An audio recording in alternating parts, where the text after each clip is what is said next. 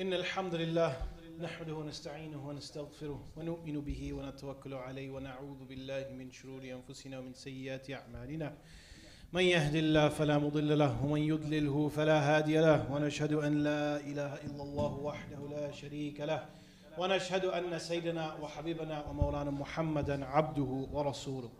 قال الله تعالى في كتابه العزيز بعد أعوذ بالله من الشيطان الرجيم رب هب لي حكما وألحقني بالصالحين واجعل لي لسان صدق في الآخرين واجعلني من ورثة الجنة النعيم. صدق الله العظيم. فقال النبي الكريم صلى الله تعالى عليه وسلم ألا وإن في الجسد مضغة إذا صلحت صلح الجسد كله وإذا فسدت فسد الجسد كله ألا وهي القلب أو كما قال عليه الصلاة والسلام. أما بعد. The Prophet ﷺ was specifically sent to the people. Allah subhanahu wa ta'ala gave him a very particular mission. يُعَلِّمُهُمُ الْكِتَابَ وَالْحِكْمَةِ. Teach them the book, and specifically Allah says hikmah, wisdom.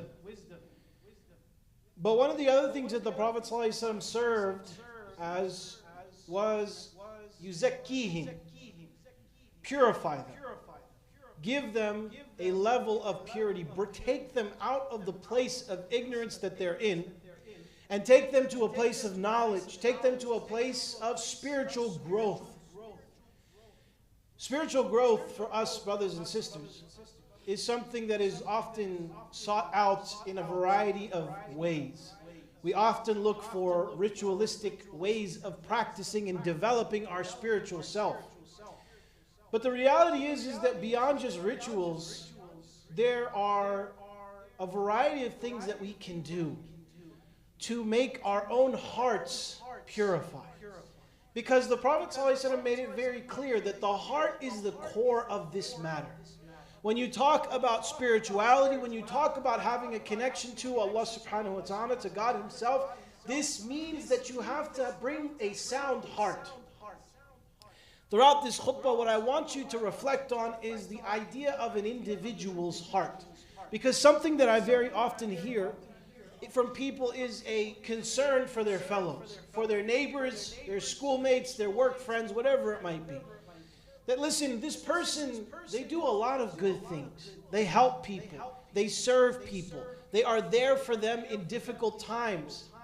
This is somebody who has a very kind demeanor. They help animals. But they're not Muslim. And what this leads to, because a individual who does not study our deen, who does not understand the basic foundational realities of this world, they may become confused. And they would say that, well, this person has a good heart. Why is that not enough for them just to have a good heart, that they do good things? And there's a few things that we can talk about, because this is a question that really haunts a lot of people. And those who can't answer it become disillusioned, not even just with Islam, but religion as a concept itself. Because they cannot fathom the idea that people should be put into different categories. They cannot fathom that because someone does not do X, Y, and Z, they would not be allowed entry, or they would be put into a place that is a punishment. So today I thought it would be appropriate to reflect on the idea of what it means to have a good heart, and what value that has for us as believers, and what even the value then of being a good person is. The first thing that we have to consider, the first question that we have to ask is, what does it mean to have a good heart? Because you can define something on its own, but until you put it into its context, you cannot fully understand it. So when you have this idea of a good heart, what does it mean when we look at it from an Islamic perspective? At the perspective of individuals who see and understand this deen, this religion of Allah subhanahu wa ta'ala. Allah mentions in the Quran the day of judgment. And He gives a reference as to those who will be successful. يَوْمَ لَا يَنْفَعُ مَالٌ وَلَا بَنُونَ. This is a day where money, where wealth and children, this will not benefit people.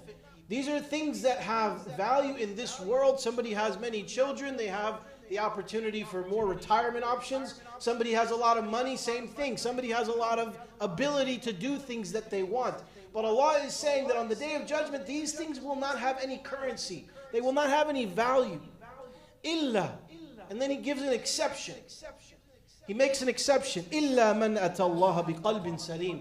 Except for an individual who comes to God, who comes in front of Allah subhanahu wa ta'ala with a sound heart, with a pure heart. What does it mean to have a pure, a sound heart? Sa'id ibn Musayyib rahimahullah said, Al-qalbu al-salim al-sahih wa huwa al-qalbu al-mu'min. He said that the righteous heart, the sound heart, is the heart of the believer. Because the heart of one who does not, has this arrogance, who has this anger, who has this enmity towards Islam, their heart is sick. Imam Razi rahimahullah says, أصح الأقوال أن المراد منه سلامة النفس عن الجهل. He says that Imam Razi rahimahullah mentions that this idea of a qalb salim, the sound heart, means a person is free from ignorance wal akhlaq al-radila, and bad conduct, bad manners. Bad manners. The Prophet ﷺ was asked, who are the best of people? And he gave a response. He said, ذُو الْقَلْبِ الْمَخْمُومِ وَاللِّسَانِ الصَّدُوقِ.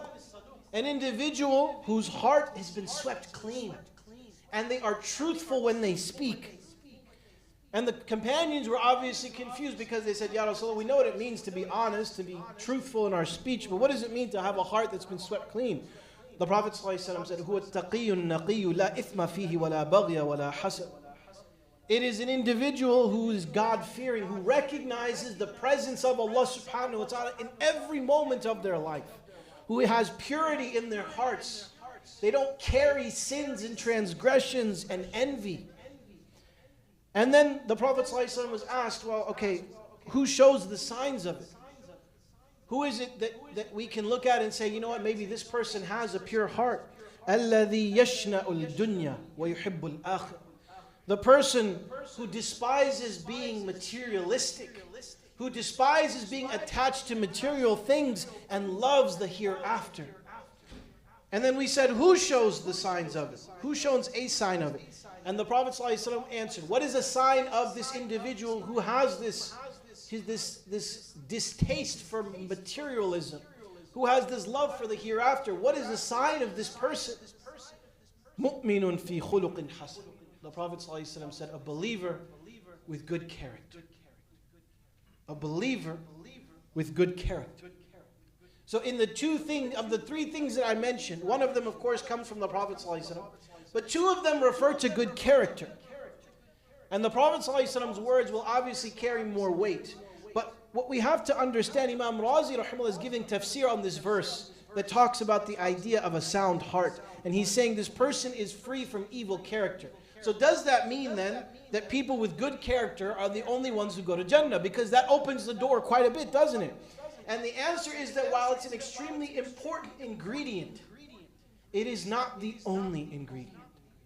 You know, when you talk about having a barbecue and you want to have a burger is not just the meat. It's also the bun. It's also, as long as you eat it right, with the cheese. But the thing is that it's not one thing. It is parts. And they are all main ingredients. They are all main parts. And you cannot take one away and have it be the same thing, because the moment you take the meat away, you just have buns. The moment you take the buns away, you just have meat. You don't have a burger. And so this is not the only ingredient that is important. And this is why Allah subhanahu wa ta'ala makes it very clear in the Quran. Surah Ali Imran. وَمَنْ يَبْتَغِي غَيْرَ الْإِسْلَامِ دِينًا فَلَنْ يُقْبَلَ مِنْهُ. Whoever takes a path other than Islam, it will never be accepted from them at this point. At the point when Islam has come, the answer has been revealed, truth has come to people, and they have heard this message and understood it. If they still reject it and say, no, I'm going to follow my path, Allah says this will never be accepted. وَهُوَ فِي الْآخِرَةِ مِنَ الْخَاسِرِينَ. This person in the hereafter will be from the losers. It's tough. It's not easy to hear. But the question then is, why is it that it's one path? Why is it one path? And the answer you can take as a metaphor. Imagine that you are in English class and you sit down to take an exam and you decide, I'm going to write my English exam in Spanish. Now you turn it into the teacher. What's the teacher going to say to you? I'm not accepting this. This is not the assignment. This is not what you were told to do. Great. You know all this. You learned all this. But this is not the assignment. You have to do what the assignment is. You have to follow the parameters of the assignment. In the same vein, every other deen on this earth has not been protected. May some of them have some divine origins. May there be parts and pieces that exist within other religions that come truly from prophets, that came from Allah subhanahu wa ta'ala, almost certainly. But when you mix filth and cleanliness together, it all becomes filth. And so therefore, when you have something like our deen, like our Quran, which for 1450 plus years has been protected, is the same Quran that you read. The companions read the very same Quran that today we read. We have hadith that are accurately sourced. We go back to the individuals and we look at them and say, this person had a bad memory. This person, he had a very strong memory, but as he got older, it wasn't feasible to listen to him because he grew senile. This is what we have. And so to follow something other than this, that's not the assignment. That's not the purpose. And there may well be those who think to themselves, well, you know what, it's too complicated to make a decision. I don't want to make a choice. And they think that they can believe in Allah subhanahu wa ta'ala without following a specific religion. Those who find a comfort with this idea of being agnostic. And the metaphorical response is very simple. If you love and you honor your parents, does that mean then that you would never listen to the things that they say to you? If you are truly somebody who loves and honors your parents, you say that this is my mother, I adore her, I treat her so well, that when she tells you to do something, you say, no, I'm not going to do that. Everyone would consider you to be a hypocrite because you are not following what you say you believe. And so the one who says that, oh, I believe in God, but I don't believe in following a path to Him, this doesn't add up. Because if you believe in God, it is inconceivable to believe that He who does things with purpose in every single instance, who never does anything without purpose, would leave His creation just to simply walk blindly. Just to simply live on this earth not knowing what to do and just try and figure it out on their own. This is why we were given prophets. This is why we were given these books. So that we could know what to do. And so the assignment is clear. You have to be able to follow direction. The second part of this then is, what is the value of a good heart in our deen? What is the value of a good heart in Islam? And it goes back once again to this verse that I mentioned. يَوْمَ لَا يَنْفَعُ مَالٌ وَلَا بَنُونَ إِلَّا مَنْ أَتَى اللَّهَ بِقَلْبٍ سَلِيمٍ. That money and children, these ingredients, these will not benefit a person unless they are somebody who has acted in a way that is in line with what Allah loves. Because one who has money, on the day of judgment, that money won't benefit them in terms of physically. They won't be able to take it out of their pocket and spend it. But they will be able to point to it and say, Ya Allah, I spent it for things that you said were good. Ya Allah, I spent it in the way with intention to follow the example of your messenger. That your children go on to be Muslims and you taught them their Islam. You didn't farm it out, you didn't outsource it, you taught them their Islam. And then they taught their children Islam and taught their children Islam until the end of times. And at that point in time, then this wealth, then these children, they will benefit a person. Because the qalb salim, the sound heart, protected this person from doing things recklessly, from doing things with no regard to the future, with no regard to the akhirah, the next life. It protected this person from that. The Prophet ﷺ then also made it very clear. Ala wa inna fil jasadi mudghah, that in the body there is a piece of flesh. إِذَا صَلَحَتْ صَلَحَ الْجَسَدُ كُلُّهُ. when this piece of flesh is sound, when it has been protected, when it has not been exposed constantly, and it has not been made filthy, and it does not act in a manner that is filthy. وَإِذَا فَسَدَتْ فَسَدَ الْجَسَدُ كُلُّهُ. Because this thing, this piece of flesh, when it becomes corrupted, the entirety of it is corrupted. أَلَا وَهِيَ الْقَلْبُ. It's certainly the heart. It's certainly the heart. And you think about this, it's not saying that a person is sinful. The Prophet ﷺ didn't say, إِذَا خَطَعَ الْعَبْدُ. He didn't say when a slave commits a sin. The Prophet ﷺ said when a heart becomes corrupted. What corrupts a heart is to turn away from the recognition of the one who gave us everything. What corrupts a heart is to look to others and say, this is the person that I worship. This is the person that I believe in. It's so similar to a metaphor that I was once told that has always stuck with me, that a man is raised by his mother for 18 years. His mother nourishes him, she feeds him when he's a baby, she changes his diaper, she helps him in every small thing. She's constantly concerned for him. And what happens is he turns 18, and she has brought him up to this age. She has made him someone who is sound, who has strength. And he says, you're not my mother. I've decided this person is my mother. You are irrelevant to me. And when you hear this, you feel upset. You feel distaste. You feel disgust. Because when you think of such a person, you would say this person is absolutely and completely lost. This person is thanking and trying to give appreciation to someone who did nothing for them. And this is what Islam is about rectifying. Our ibadah is not due to any person. It's not due to any stones. It's not due to anything. It's due to Allah subhanahu wa ta'ala. It's due to God Himself alone. And this is what our belief is.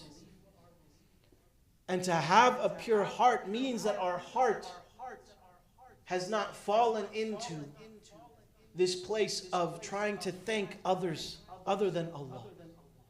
It means to have a sound heart starts with believing in Allah subhanahu wa ta'ala's individualistic worship.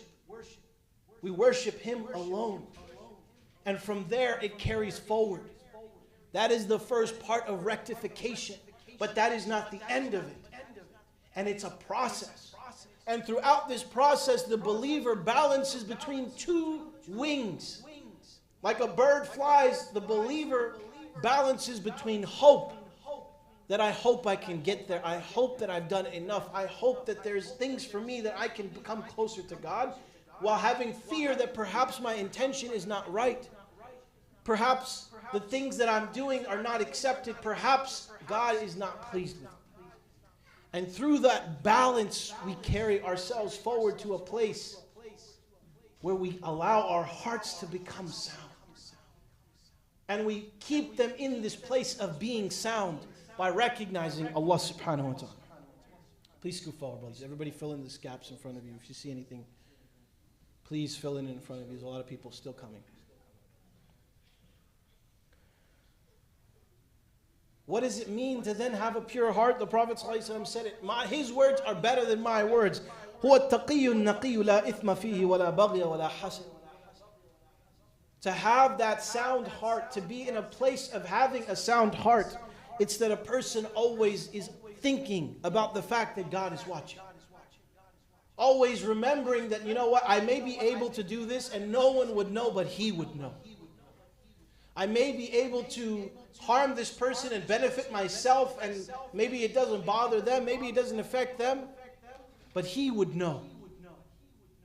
And naqiyu, that they're pure, that they're not trying to harm people, that their intention is sound, it's safe, I just want to help, I just want to be someone who is there to assist. And one that doesn't carry sin, that doesn't carry transgression or envy. And what this means is not that you are free from sin, because every human being sins, but it is that you do not carry these on your heart, that you make repentance, that you ask Allah for forgiveness and you believe that He will forgive you. And when you have harmed someone else with the action that you have done, that you go to that person with humility and you're honest to them and you say, I'm sorry. I made a mistake. Please forgive me. This is what a person who doesn't carry sin or transgression on their heart does. And doesn't carry envy. That you see someone with something nice and you think to yourself, why does this guy get everything? Why does she have all this and I don't? I wish she didn't have it. I wish he didn't have it. This is not a good mindset to carry. Because looking at people for material things, and remember, this idea of being free from this materialistic love, this is a big part of having a sound heart. To look at people with the material things that they have and say, I wish I had that. This only creates more bad blood. This only creates tension. Rather, if you look at someone who perhaps is more practicing than you can say, I want to be there one day. I'd like to be like that person one day. That this person knows the Quran and I can recite it. That this person is wealthy and gives a lot to charity. These are things that are okay. But not to the extent where you look at someone and say, I wish I had that, and they didn't. The most important thing, brothers and sisters, is to ensure that our hearts start in a place of soundness. They start at the actual starting line. And that every day we work to try and get a little bit better. To go a little further. With the hope that Allah subhanahu wa ta'ala will give us that guidance that we need to get to that finish line. We ask Allah subhanahu wa ta'ala to grant us sound hearts. أقول قولي هذا واستغفر الله ولكم ولسائر المسلمين فاستغفروه إنه هو الغفور الرحيم.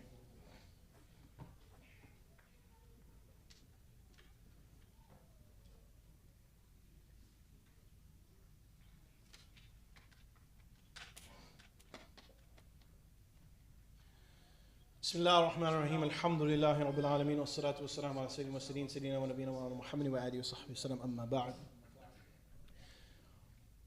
To conclude, I leave you with three things to think about. Number one, if a pure heart is your objective, truly, if you want to be in a place where you have a pure heart, a more sound heart, it begins by finding yourself in good company. It begins with finding yourself in good company. The Prophet ﷺ made it very clear that the example of a good friend is like the seller of musk, the seller of cologne or perfume. You have this friend, you give them a hug when you greet them, and now you smell nice. You have this friend and they always are giving you the nicest new fragrances. This person is benefiting you in ways that also affect others. But then the example of a bad friend is like a blacksmith. The Prophet ﷺ said that this person, you go to see them, you give them a hug, and you're covered in soot. You're covered in coal. There's nothing that you can get that's going to make you, you're smelling like smoke when you leave this person. And this is a metaphor for us to take as an example. That at the end of the day, if I am in good company, they will benefit me, which will benefit others. But if I am in bad company, then I will not benefit anyone else, and others in fact will be repelled from me. To be in good company. This is how we start that journey towards a sound heart. And bring ourselves closer to Allah subhanahu wa ta'ala. What is good company? How do you get with good company? The first and foremost place that you find good company is in the house of Allah. Being present. I can't tell you how many people there are from 100 different walks of life, 6 different ethnicities and backgrounds and cultures that sit down after Isha and just talk and chat. And these people become their family. Because that's what the house of Allah does. It brings us together on a day of Jumu'ah. You look around, you don't see one ethnicity or another. You see every kind. You see your brothers in faith.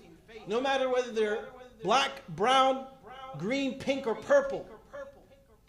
They are your brothers. And that's what's important, nothing else. Number 2, don't let your sins weigh on you. When you commit sins that Allah has made it clear not to. Out of deference to Him, when these sins are against Him, that He says, don't do this, and we do this, well then ask Allah for forgiveness. And don't let it drag you down where you stand and say, you know what, I'm not good enough for Jannah. I'm not good enough for this. I can't be forgiven. Don't make that decision for Allah, because, as I said last week, you are not Allah. Let Allah decide to make that decision. But you asking is the first step. Don't let it weigh on you. Don't let it drag you down like an anchor, saying that, oh, it's never going to be good enough. I'm never going to be enough. Please scoot forward, brothers. There's a lot of people still coming. Please fill in any spot you see, any space. When you commit that sin against others, however, have that humility. Go to them and say, you know what, I backbit you. I'm sorry. I made a mistake. I'm sorry that I said this about you. I'm sorry that I did this thing to you. I'm sorry that I hurt you. I punched you. Whatever it might be. Go to them and have humility. I made a mistake. I'm asking for your forgiveness. And if you do that, then you're not letting that sin weigh on you, because now it's no longer on you. Now it's not your job anymore. And you can release that burden, being sincerely asking for forgiveness. You forgive yourself and move forward with your life. And lastly, make dua. Ask Allah for whatever it is that you want. For the things that upset you, for the things that make you happy, ask Allah. If you want to be protected from things that upset you, ask Allah. If you want more of the things that make you happy, ask Allah. Turn to Him and just say, Ya Allah, please, I need you. I need this. If there are people in your life who you look at and say, this person has a good heart. They may not be Muslim, but they have a good heart. Make dua for them. Just call out to Allah. Say, Ya Allah, guide this person. Because you could give a person no better gift than dua. And if they do come to Islam, this is the magnificence and the beauty of Allah subhanahu wa ta'ala's generosity. If they do come to Islam, the reward will be yours for that. That will be your reward. And what could be better? Saving a person. Not in this life, but in the next. We ask Allah subhanahu wa ta'ala to make us people of sound heart. We ask Allah subhanahu wa ta'ala to allow us to always be of benefit to others. We ask Allah subhanahu wa ta'ala to make us a united community with hearts that love one another. اللهم صل على محمد وعلى ال محمد كما صليت على ابراهيم وعلى ال ابراهيم انك حميد مجيد. اللهم بارك على محمد وعلى ال محمد كما باركت على ابراهيم وعلى ال ابراهيم انك حميد مجيد.